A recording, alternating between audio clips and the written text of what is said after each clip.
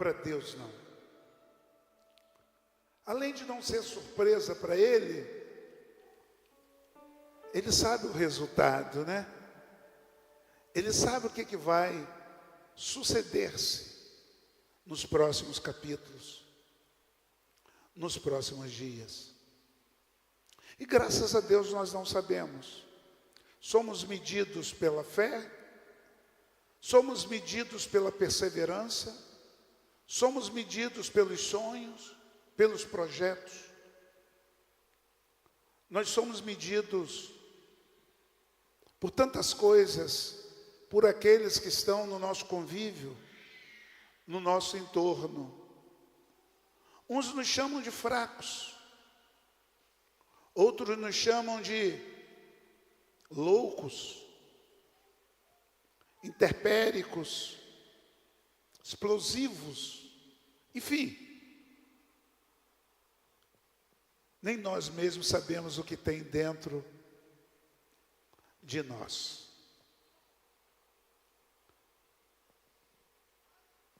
Eu estive ontem com alguns colegas pastores, num café com os pastores, e lá eu pude conversar um pouco com alguns deles. Um deles me falou uma coisa que mexeu muito comigo na mesa do café. Aliás, as coisas que mexem com a gente estão sempre ligadas à mesa, à comunhão. É na comunhão que nós encontramos os caminhos para a sobrevivência. Ele me falou que um dia, no início do seu ministério, um pastor sênior, um pastor antigo, se é que essa palavra veste alguém, o pastor disse para ele: você é uma lamparina. E ele ficou, puxa vida, eu sou uma lamparina. E o pastor falou: você não entendeu. Eu estou dizendo que você é uma lamparina. Ele falou: eu entendi. Talvez eu seja aquele que vai sair pelo mundo iluminando a vida dos outros. Ele falou: não. Você ainda não entendeu. Eu disse que você é uma lamparina, que de você mesmo não tem fogo, de você mesmo não tem azeite. Você precisa baixar sua bola e entender que você é uma lamparina. E que só o azeite do Espírito pode iluminar tanto o seu caminho, quanto o caminho daqueles que vão se deparar com você pela vida. É isso que nós somos, gente. Uma lamparina.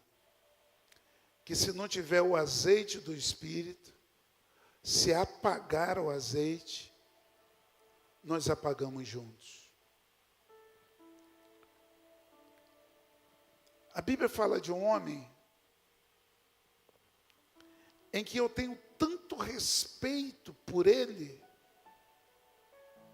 que dificilmente eu prego no texto ou no livro que descreve a sua existência, a sua vida.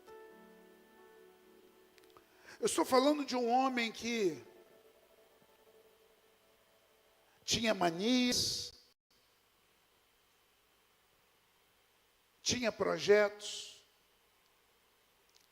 e por um determinado momento da vida, tudo ficou para trás, dando a ele apenas a direção do hoje. Porque é isso que nós temos. É isso que você tem. Você só tem o hoje para viver. Você não tem um amanhã. Eu estou falando de Jó.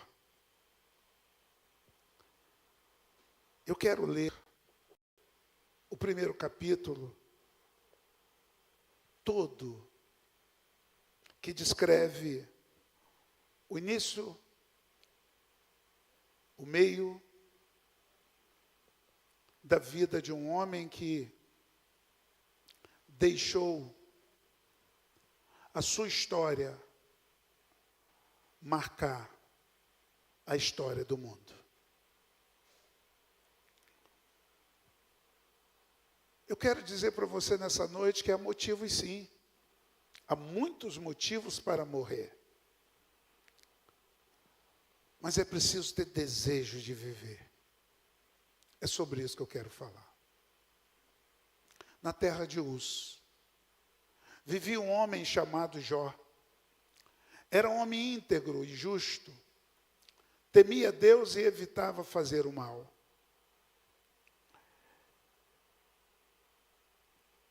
Tinha ele 7 filhos e 3 filhas. E possuía 7.000 ovelhas, 3.000 camelos, 500 juntas de boi, 500 jumentos, e tinha muita gente ao seu serviço. Era o homem mais rico do Oriente. Nos seus dias, o Oriente era o único espaço do globo habitado por ser humano. Ou seja, era o homem mais rico do mundo. Seus filhos costumavam dar banquete em casa, um de cada vez, e convidavam suas 3 filhas para comer e beber com ele. Terminando um período de banquete, Jó mandava chamá-los e fazia com que se purificassem. De madrugada, ele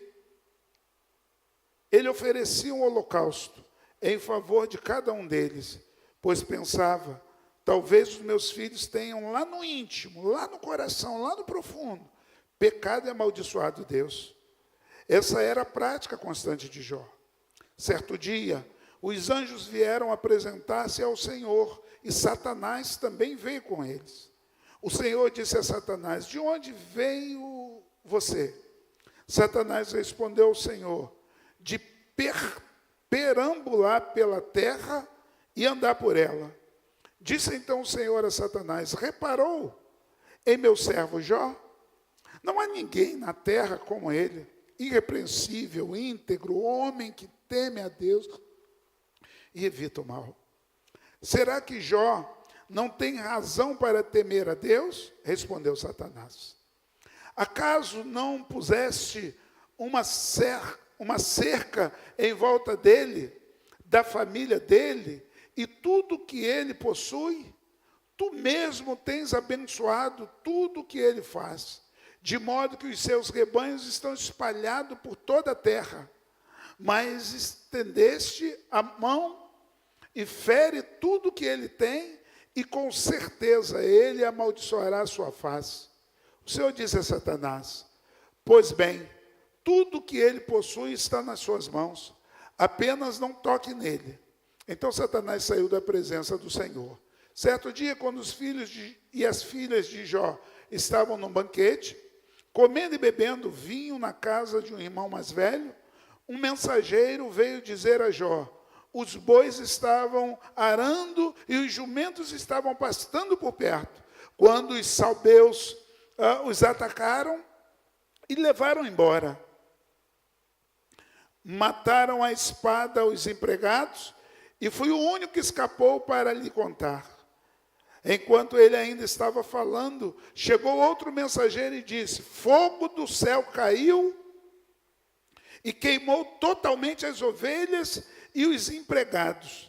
E eu fui o único que escapou para lhe contar. Enquanto ele ainda estava falando, chegou outro mensageiro e disse, vieram caldeus em 3 bandos, atacaram os camelos e levaram embora e mataram a espada os empregados. E eu fui o único que escapou para lhe contar. Enquanto ele ainda estava falando, chegou ainda outro mensageiro e disse, seus filhos e suas filhas estavam em um banquete comendo e bebendo vinho na casa do irmão mais velho, quando de repente um vento muito forte veio no deserto e atingiu os 4 cantos da casa, que desabou, eles morreram, e eu fui o único que escapou para lhe contar. Ao ouvir isso, Jó levantou-se, rasgou o manto e raspou a cabeça. Então prostrou-se com o rosto em terra, em adoração, e disse: saí nu do ventre da minha mãe, e nu partirei. O Senhor deu, o Senhor levou. Louvado seja o nome do Senhor. Em tudo isso, Jó não pecou e não culpou a Deus de coisa alguma. Se eu tivesse que sintetizar o livro todo de Jó em um versículo, eu sintetizava no versículo 22 do capítulo 1. Em tudo isso é muita coisa. Tudo isso é toda a vida de construção. Jó não pecou e não culpou a Deus por coisa alguma.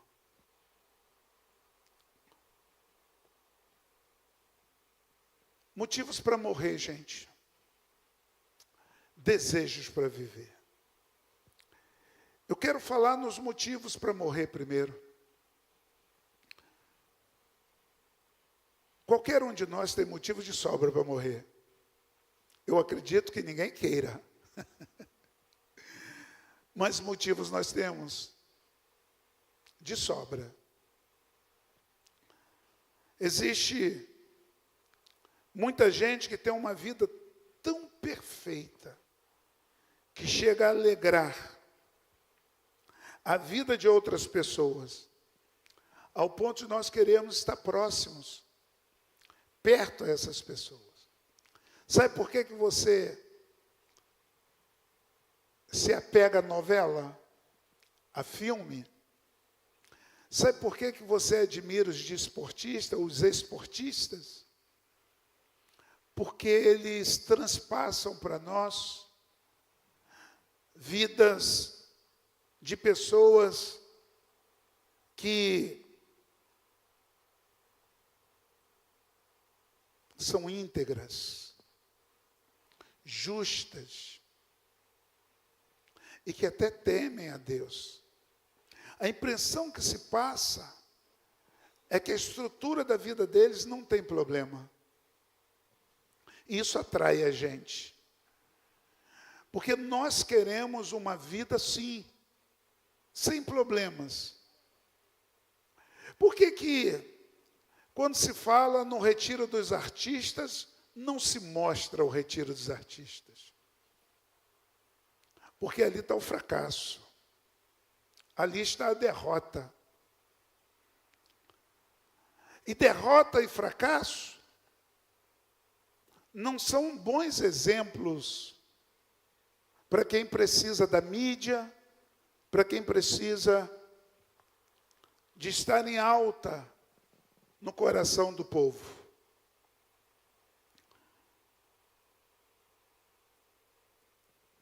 Por incrível que pareça, nós não somos pegos, somente pelo que nós vivemos, gente. Mas às vezes também pelo que as pessoas que são ao nosso entorno vivem. Às vezes nós somos pegos por causa da vida delas. Porque mexe com a nossa estrutura emocional, com a nossa estrutura de vida, e nós não conseguimos ter motivação para a vida. E é nessa hora que nós começamos a destruir tudo que construímos. Toda a construção da nossa vida começa a ser demolida, sem que nós percebamos. Nós vamos deixando para trás tudo que com muita luta, com muito esforço, com muito sacrifício, fora construído na nossa vida. Jó era um homem próspero, gente. A Bíblia vai dizer que o homem mais realizado da face da terra. o mais rico. Além de rico, ele era um homem que temia Deus. Ele temia o Senhor. E também tinha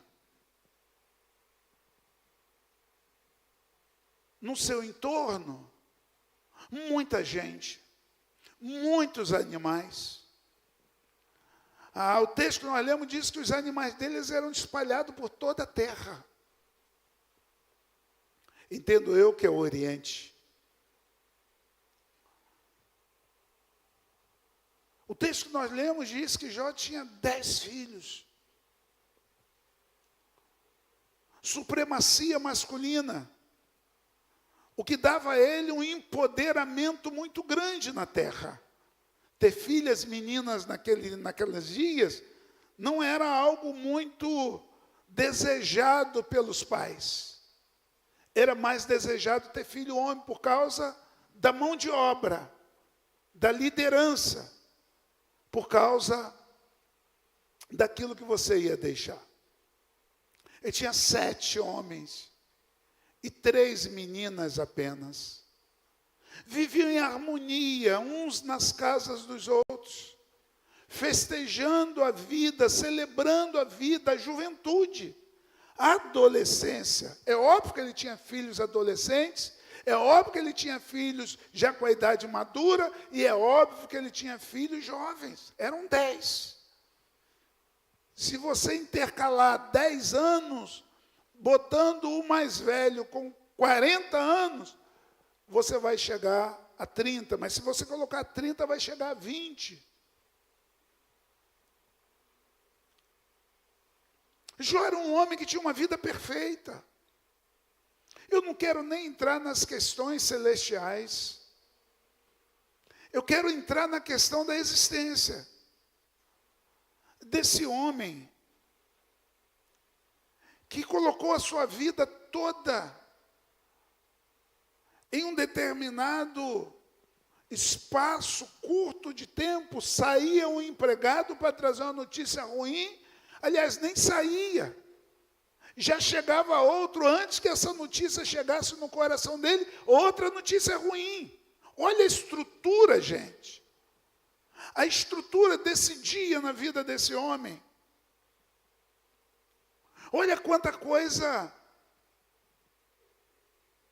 que dava a ele o direito de querer morrer. Mas o texto é lindo quando o texto diz que ele não pecou contra o Senhor. E nenhuma dessas coisas, ou seja, nenhum desses motivos, nem na perda dos animais, nem na perda dos filhos, nem na perda dos empregados, em nada ele ergueu a sua voz contra Deus. Jó não paralisou o seu relacionamento com Deus. Motivos tinha de sobra. Motivos de sobra para paralisar tudo, para esquecer da vida, para colocar um manto na cabeça que já estava raspada, sem cabelo, e enterrá-la na areia, como faz os avestruz. Mas Jó não fez assim. O que é que esse homem, o que é que Jó tinha de motivo para morrer, gente? Pouca coisa. Ele perdeu todos os seus bens, boi, jumentos, todos eles foram roubados. Jó perdeu as ovelhas que foram queimadas. Eu estou falando de manadas. Jó perdeu os camelos que foram levados pelos caldeus. Jó perdeu os empregados mortos. Todos eles morreram. Alguns por incêndio, outros por ataque dos caldeus. Jó perdeu 10 filhos, numa pancada só. Um acidente climático, um vento impetuoso. E olha o motivo que ele tinha para abandonar Deus, porque Deus, o vento está no controle de Deus. O que Jó poderia pensar? A mesma coisa que a sua esposa pensou. Ela pensou que a maldição estava sobre Jó. Mas ela tinha certeza na palavra dela, amaldiçoa esse Deus e morre, que todos os eventos que tinham acabado de destruir a vida deles, vinha de Deus. E Jó também tinha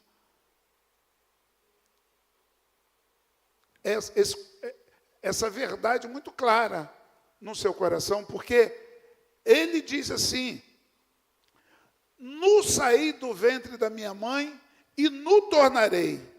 O Senhor Deus, o Senhor tomou. Bendito seja o nome do Senhor. Então ele sabia que Deus deu e Deus tomou. Olha a verdade no coração dele aí. Mas nem isso o fez se rebelar contra a vida e contra Deus. Porque a vida pertence a ele. E Jó sabia que a vida pertencia ao Senhor, a Deus, ao Deus Todo-Poderoso. É óbvio que nós temos sofrido também. É óbvio que não com essa intensidade toda, mas eu descobri uma coisa: o seu sofrimento, ele para você ele é uma muralha, não é isso? Talvez para mim seja um morrinho, em que num salto eu resolvo tudo, mas para você é uma muralha intransponível. É por isso que nós não podemos olhar para o problema do outro e falar, mas está sofrendo à toa, isso é uma bobagem, isso vai passar. Isso no seu coração. Na pele do seu irmão, na pele do outro, isso não vai passar nunca. Isso não tem prazo de validade, porque a dor é tão grande, a dor é tão intensa, que ele não suporta mais. É nessa hora que a gente tem que pedir a Deus empoderamento do céu, para vivermos as loucuras dessa vida. Porque a palavra é essa mesma, gente.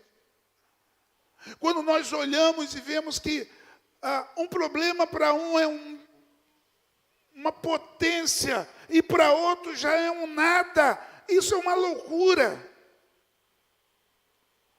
Isso é uma loucura.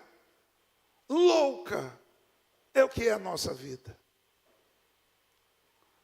Nós temos motivos, às vezes, para querer morrer de sobra. Mas o Senhor nos convida para a vida. O Senhor nos convida a desejarmos a vida. Mesmo que essa mesma vida esteja cheia de percalços, cheias de dificuldade. E eu tenho certeza que todo mundo aqui nessa noite vive um pouquinho disso. Não há ninguém aqui que esteja no top de um ator de cinema no seu filme, é claro, porque na sua vida pessoal ele tem também muitas dificuldades. Quero falar o quanto que você é agredido pelos sentimentos.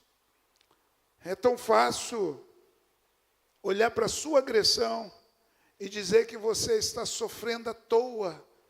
Mas eu tenho certeza que não. Eu tenho certeza que as agressões que essa vida lançam sobre você, sobre nós, elas são suficientes para nos desestimular da vida, desestimular do progresso, desestimularmos do sucesso, de avançarmos, de crescermos até a estatura de varão perfeito. Há muros, gente, que nos impedem às vezes de caminhar. E nós precisamos tratar disso com o Senhor. Deixa eu tentar te mostrar algumas coisas boas diante de tantas coisas ruins na vida desse homem, para que eu possa fechar essa palavra, que na realidade, intitulada como Motivos para Morrer e Desejos para Viver, mas essa palavra é uma palavra de vida. Amém, gente? É uma palavra de vida e não uma palavra de morte.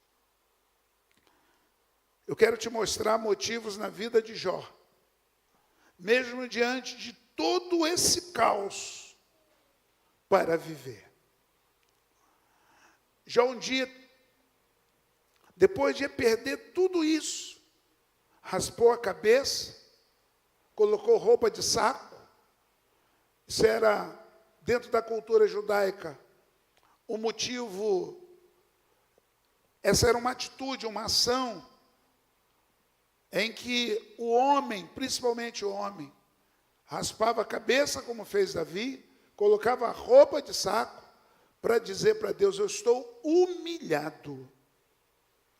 Eu estou me humilhando diante do seu poderio, diante da sua vontade.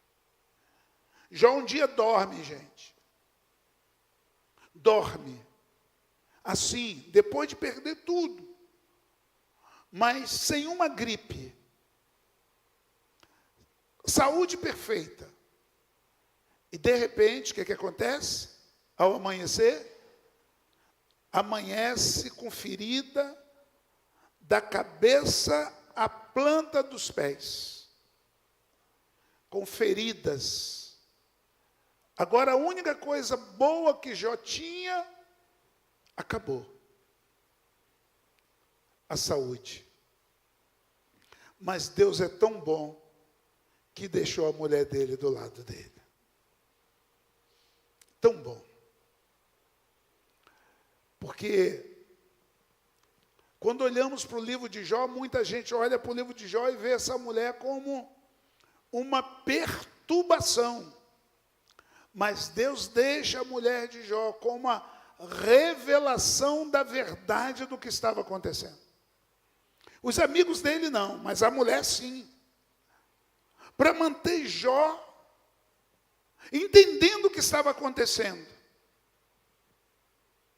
Porque ele ainda dormia. Ele ainda não entendia. Porque quando a pancada vem, gente, a gente não entende. A gente não sabe o que está acontecendo. Os porquês começam a chegar na nossa vida, por que comigo? Eu sou assim, eu faço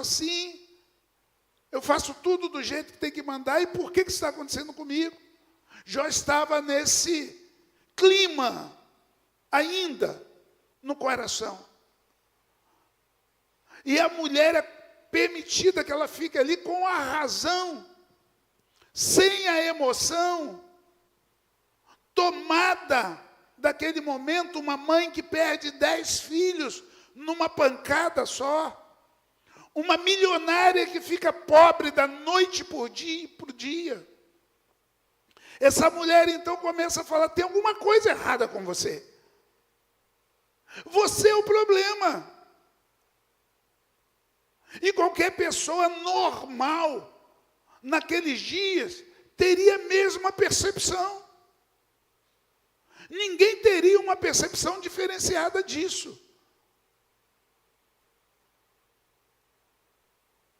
Ela fica ali para isso. Na realidade, a mulher de Jó fica para motivar Jó, para lutar contra tudo aquilo, para resistir. É ela que empodera Jó. Ela que dá poder a Jó para resistir. Porque fugir da realidade, gente, é loucura nessas horas. É preciso buscar ao Senhor, mas com senso de realidade muito profundo. Porque senão nós viramos bebês na fé, meninos inconstantes, vivendo um drama, com muito autopiedade de si mesmo. E o que destrói a gente é isso. É a autopiedade que destrói a gente. Nós precisamos entender essa porção da história na questão da mulher de Jó. Eu provo isso no final dessa palavra. Vamos analisar os motivos que esse homem tinha para querer viver, diante de tantos motivos para morrer. Jó sempre admirou Deus. Ah, que motivo nobre para viver. Jó admirou Deus até a sua morte. Mesmo diante de tanta escuridão, ele via reflexos de luz, focos de luz na pessoa do Senhor. Jó viu Deus como nunca antes tinha visto. Ele só tinha visto Deus na bonança. Ele só tinha visto Deus na conquista. Ele só tinha visto Deus quando ele estava guardando as coisas, tendo tudo ao seu dispor, tudo à sua disposição, dado pelo Senhor. Aí é fácil, gente. Aí é mole, né? É mole. Apresentar uma chave de uma casa nova é mole demais. E dizer, Deus me deu, isso é fácil. Isso é fácil. Eu quero ver suportar o término de um casamento com a visão espiritual em Deus. Eu quero ver suportar o término de um casamento sem ter que ir ao fórum. Eu quero ver suportar o término de um casamento sem virar inimigo do seu cônjuge que você prometeu que amava. Aí é difícil. Apresentar um bebê aqui ao Senhor e dizer obrigado, Senhor, pelo presente, maravilhoso, isso é ótimo. Agora, suportar a perda de um filho ainda bebê, no Senhor, isso é quase impossível, gente. Jó tinha motivos de sobra para morrer, ou para querer morrer. Motivo de sobra. Mas Jó tinha um desejo de viver enorme no Senhor. Um desejo enorme de viver no Senhor. No capítulo 42, ele diz assim, eu conhecia o Senhor de ouvir falar, mas agora os meus olhos veem o Senhor. Que experiência que ele teve com Deus. Jó aproveitou os momentos mais difíceis para se aproximar mais ainda de Deus. O problema é que você pega os momentos mais difíceis para se afastar de Deus. Essa estrada não é boa. Esse percurso é perigoso. Vai passar. É óbvio que você já ouviu isso de muitas pessoas. Vai passar. Mas você queria que passasse hoje, não é isso? É igual Marta e Maria. A fala delas é a mesma quando Jesus volta na morte de Lázaro. É a mesma. Senhor, se o Senhor estivesse aqui, meu irmão não teria morrido. E com Marta, Jesus deve falar assim, Marta, Marta, se você creres, você verás aí que algo novo vai acontecer. Ele há de ressurgir, de ressuscitar no terceiro dia. E ela fala assim, eu sei, Senhor. Eu sei que ele vai ressuscitar no terceiro dia. Eu já ouvi falar isso. Todo mundo está falando isso, eu já ouvi. Eu sei. Ele é amigo do Senhor, nós somos amigos do Senhor. Eu sei que isso vai acontecer. Mas eu quero para hoje, Senhor. Eu quero meu irmão vivo aqui agora, hoje. O meu problema não é no terceiro dia, o meu problema é hoje. Então, quando nós estamos passando por um problema, nós queremos a solução para hoje. Para agora.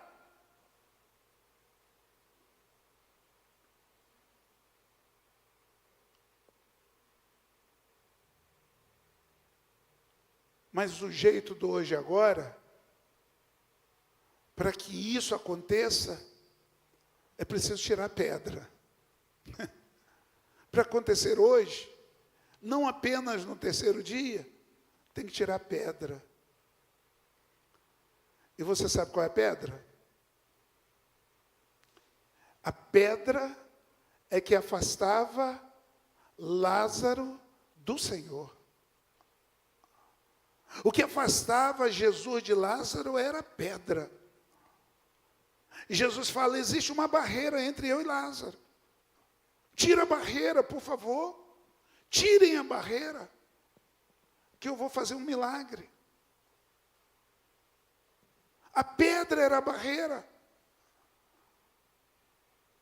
A sua desistência, a sua vontade de acabar com tudo, a sua vontade de destruir tudo, essa é a barreira, essa é a pedra, tem que tirar essa pedra e olhar para o Senhor e confiar no Senhor, que realmente vai passar, não sei se hoje, mas vai passar.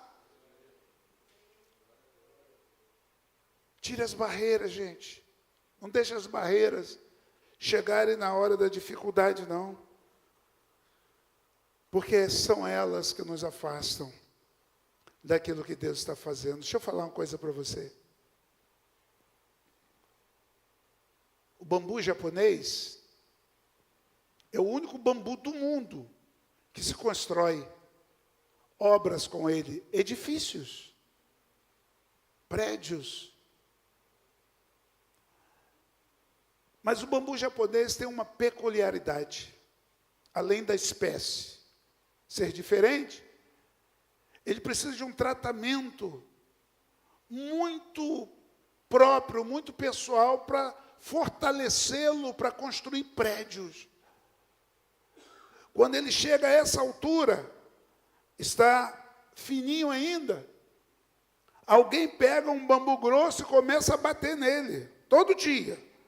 Bate nele, de um lado e do outro, de um lado e do outro. Bate até ele ficar meio que embranquecido, ele é verdinho e vai ficando embranquecido. E aí deixa ele lá.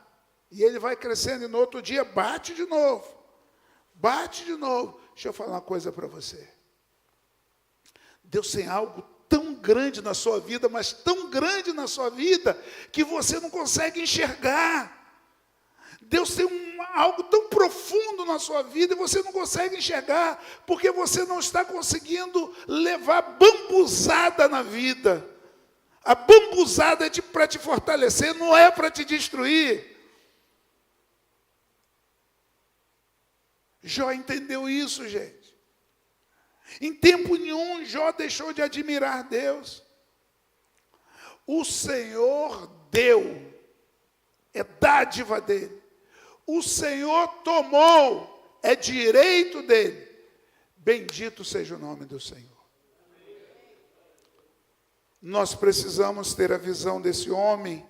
Um dos grandes motivos para viver que esse homem tinha na vida dele era, na realidade, Deus, o Senhor dos exércitos, a obra que Deus tinha que fazer, o que Deus precisava fazer em todo o Oriente através daquele homem. Há muita gente, quando lê esse texto, fala assim, não entendo Deus. Como é que Deus, numa reunião celestial, convida o diabo para estar lá?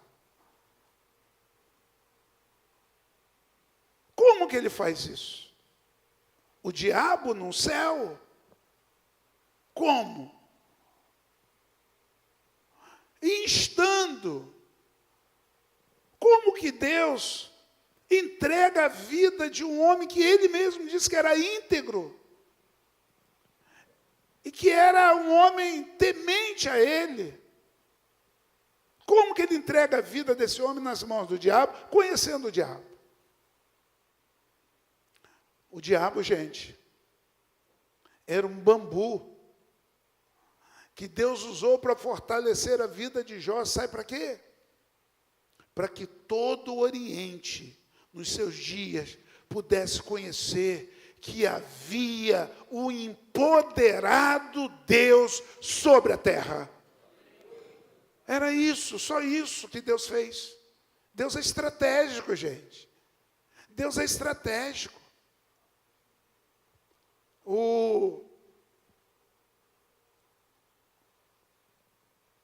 Nós precisamos entender os momentos da nossa existência. Entender que há um mover de Deus sobre a nossa vida. Há um enquadramento que Deus não abre mão da gente. Ele não abre mão da gente. Parece que Deus te abandonou, né? Abandonou não. Ele está mais forte do que nunca na sua vida. Você que está fraco. Você que se enfraqueceu e precisa se fortalecer. Motivos que Jó tinha para viver. Jó recebeu 10 filhos, 7 homens e 3 meninas. Agora ele ficou sem nenhum dos filhos. Isso não é verdade. Jó só perdeu a presença física dos seus filhos. Na realidade, quando a Bíblia diz que Deus deu tudo a Jó em dobro, a Bíblia diz que Deus deu só mais 10 filhos para ele. Sabe por quê? Que Deus deu só mais 10 filhos para ele? Porque uma criança depois de gestado, uma criança no início da gestação, no encontro dos óvulos femininos com espermatozoide masculino, entra uma coisa chamada espírito, e esse espírito vem de Deus.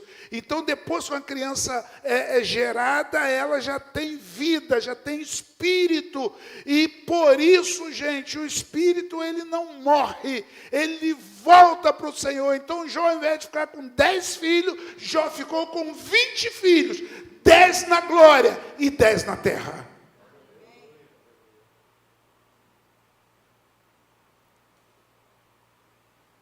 É isso. Jó tinha motivos de sobra para querer viver, porque Deus ampliou o número de filhos. Deus não tirou filho nenhum de Jó. Filho nenhum de Jó. Eu tenho 2 filhos, homens. Eles são meus mesmo, é verdade? Isso é verdade? Eles são meus mesmo? São meus mesmo? Claro que não, gente. É óbvio que não. Eles são de Deus, porque na realidade os meus filhos, igual a mim e a você, eles não são o que aparentam ser. Você não aparenta, você não é o que você aparenta ser, você é um espírito que anda num corpo. Você é um espírito que anda no corpo. E vai chegar um tempo que você vai sair desse corpo, o que nós chamamos de morte. E a Bíblia diz que você vai voltar para Deus. Se você vai voltar para Deus, você nunca deixou de ser de Deus. Então, os meus filhos, Deus me deu para cuidar na terra, mas são deles. É por isso que a Bíblia diz que os nossos filhos são herança do Senhor. Eles não são nossos. Agora, deixa eu falar uma coisa para você. Herança, a gente só recebe quando o pai morre. Não existe herança de pai vivo. Deus morreu? Sim ou não? Claro que não. Se Deus não morreu, os nossos filhos são filhos dele. Não precisamos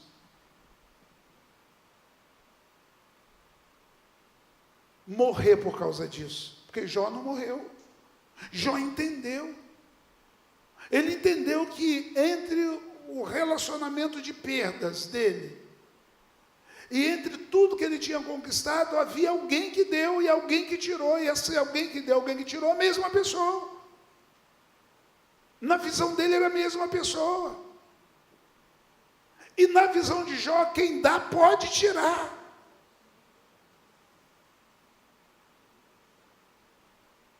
E ele entendeu isso. Jó também recebeu sua saúde de volta, gente. Aleluia. Ele não viveu mais doente. Historiadores dizem que Jó nunca mais deu uma gripe sequer, até a morte. Que Deus o restabeleceu de tal forma que nunca mais ele soube que era uma enfermidade. Jó teve a sua saúde restabelecida, Jó tinha motivos para viver, desejo de viver, por isso Deus deu a ele a saúde restabelecida. Porque Deus viu o desejo que ele tinha, a vontade que ele tinha de viver, a vontade que ele tinha de avançar, de crescer, de melhorar, de ser um ser humano melhor, a cada dia. Sabe, gente, nós olhamos para tantas coisas. Nós olhamos para tantas coisas. E como que nós temos dificuldade de olhar para Jesus? Olha para Jesus no relacionamento com o outro. Olha para Jesus na dificuldade do outro. Olha para Jesus quando o seu coração estiver julgando alguém. Olha para Jesus. Olha para Ele. Quando você achar que você é melhor que alguém, olha para Jesus. Quando você ficar com autopiedade de você, olha para Jesus. Olha para Ele. E você vai ver que você tem desejo muito forte de viver e motivos de sobra para viver e viver intensamente pela glória de Deus. Jó recebeu sua saúde de volta. Os bois voltaram em dobro, os camelos voltaram em dobro, as ovelhas queimadas voltaram em dobro, os empregados voltaram em dobro. Tudo que Jó perdeu, Jó recebeu duplicadamente. Pastor, vai ser assim comigo também? Talvez com você seja até melhor, você receba coisas melhores ainda do que você perdeu. Melhores do que você perdeu. Agora, eu falei para vocês que no final do sermão eu iria fechar provando para vocês a importância da mulher de Jó em todo o trâmite.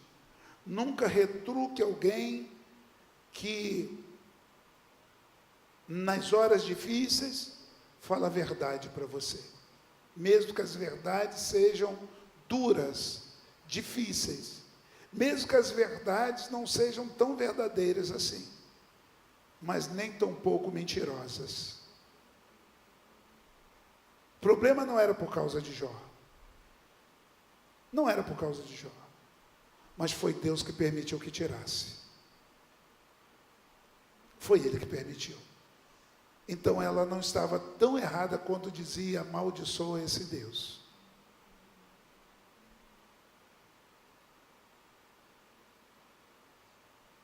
Mas o restante da frase ela estava muito errada. E morre. Ele não era o problema. Deus não era o problema. O problema também não era o diabo. O problema também não foi a visita do diabo ao céu, a reunião celestial. O problema era a satisfação de Jó em conhecer Deus de ouvir falar. Esse era o problema. Esse era o problema. Deus catucou o diabo só porque Jó só conhecia Deus de ouvir falar. Ele não tinha tido ainda uma experiência sequer com o Senhor. Um homem salvo, porque ele creu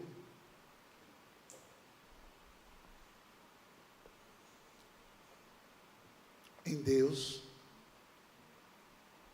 um homem piedoso, que não conhecia Deus.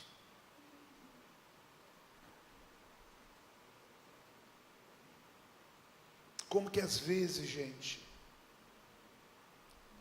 Deus catuca a gente para a gente crescer. E pior que nessas horas a gente diminui. Porque deixamos uma pedra entre nós e Deus. É para crescer, gente. É para avançar. É para colocar em prática a única razão da nossa existência como igreja. A única razão que nós temos para existir como igreja, a única razão que nós temos para ter recebido a salvação em Jesus, não é para morar no céu. Para morar no céu, ele viria aqui com estalar de dedo,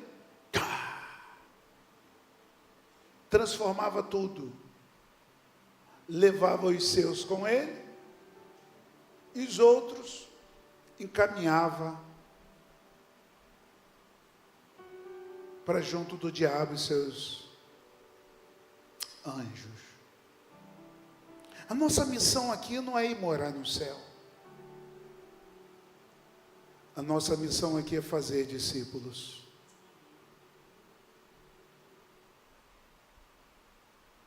É para crescer. Não é para diminuir.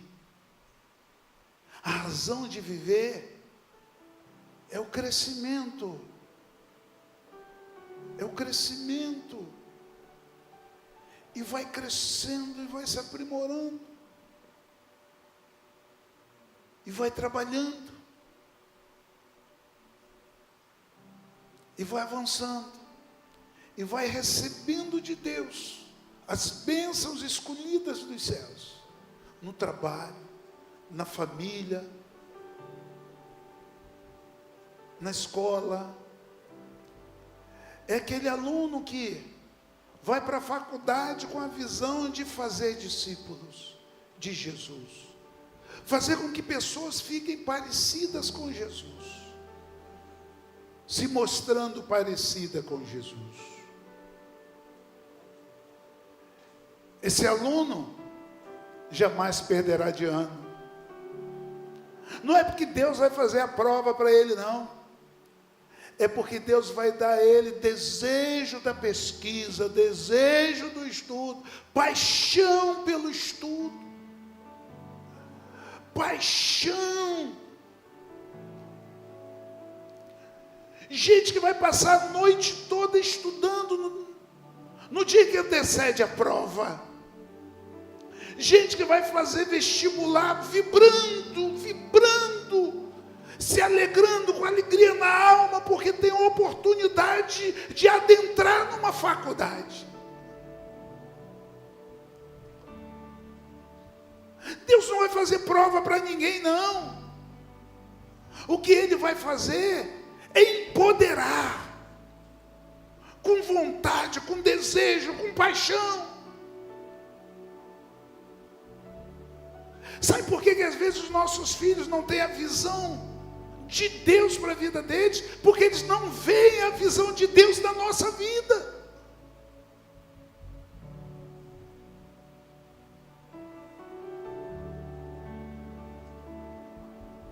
É aquele empregado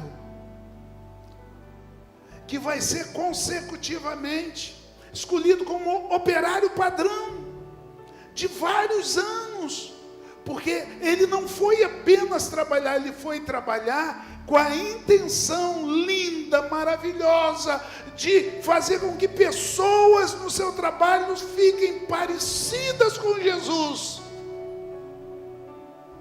O nome disso nós chamamos de discipulado.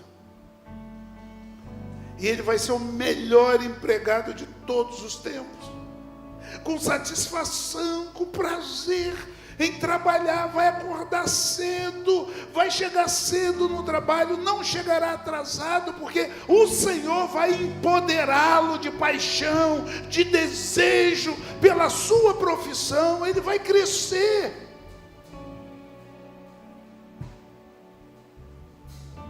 Motivos para viver, gente, nós temos. Foi isso que Deus fez com Jó. Deus o empoderou, dando a ele tudo em dobro. Mas vocês acham que caiu do céu? Vocês acham que Deus fez chover camelos, ovelhas, empregados? Deus fez chover dinheiro? Vocês acham que Deus fez chover filhos para Jó? Para começar, para ter 10 filhos, precisa no mínimo de 10 anos. Isso tirando um e colocando o outro. Não foi da noite para o dia. Não foi num toque mágico, não. Historiadores dizem que Jó começou a ser visitado. Visitado por todos que estavam à sua volta, fazendeiros. Gente vinha de longe para ver Jó. As pessoas vinham de longe para conversar com Jó, para saber como é que foi. As pessoas vinham de longe para entender o que estava acontecendo com Jó. Que motivação é essa que você tem para fazer mais filhos, sua esposa grávida? O que aconteceu? E Jó começava a falar. E Jó começava a falar das experiências que ele tinha tido com o Senhor, das experiências negativas, das experiências positivas. E Jó começava a falar, e Jó começava a colocar, irmãos, o poder de Deus para fora na vida das pessoas. E quem chegava ali deixava uma oferta para Jó. E Jó foi juntando, e Jó foi juntando, e Jó foi juntando. E Jó se tornou o homem mais rico do mundo. Isso não foi da noite para o dia, não. Isso aconteceu na vida de Jó porque Jó foi exemplo, porque Jó resistiu, porque Jó não abandonou o Senhor. Ao invés de diminuir a intensidade do relacionamento com Deus, ele aumentou a intensidade, porque ele diz: agora os meus olhos veem o Senhor. Eu só conheci o Senhor de ouvir, mas agora eu vejo a mão do Senhor sobre a minha casa, sobre a minha vida, sobre a minha família, sobre o meu trabalho. Agora eu vejo o Senhor me empoderando para eu poder viver. Baixa a cabeça não, levanta a cabeça. Diminui o relacionamento com Deus não, aumenta. Aumenta o relacionamento com o Senhor. Você não jejuava não? Passa a jejuar. Se orava pouco, passa a orar mais. Fale com Deus como se Ele fosse uma pessoa física do seu lado. Fale com Ele de uma forma tão íntima, tão íntima, tão íntima. E vai chegar um certo tempo que você vai perceber, vai sentir a presença dEle de forma poderosa na sua vida. Olha para Ele, olha para o Senhor, como Jó olhou. Eu quero orar pela vida de cada um de vocês nessa noite. Eu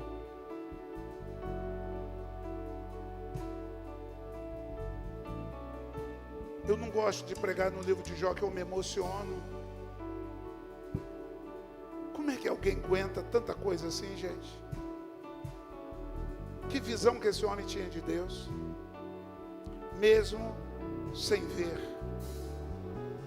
Que relacionamento que esse homem tinha com o Senhor, mesmo sem enxergá-lo. Ver aqui, gente, não é ver fisicamente. Ver aqui é sentir a presença de Deus tão forte, o cuidado, a proteção de Deus de uma forma tão forte, que ele não podia expressar outras palavras. Os meus olhos te veem, os meus olhos te veem. Eu quero orar nesse instante. Se você quiser orar comigo, Se Deus falou o teu coração, se você tem vivido dias difíceis, como todos nós temos vivido nesse tempo, eu quero te pedir para ficar de pé, que eu quero orar por você, pela sua casa, pela sua família.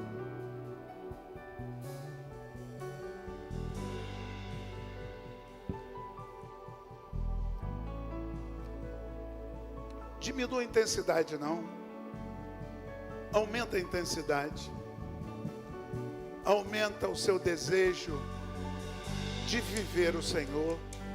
Viva com Ele, viva para Ele, vive intensamente as Escrituras Sagradas. Viva, viva, viva ao Senhor, viva ao Senhor, viva ao Senhor. Aumente a intensidade de relacionamento, aumente a intensidade de a sua entrega. Faça mais, procure alguém, discipule alguém, faça com que alguém se transforme em alguém parecido com Jesus através da sua vida, mesmo que essa pessoa esteja dentro da sua casa.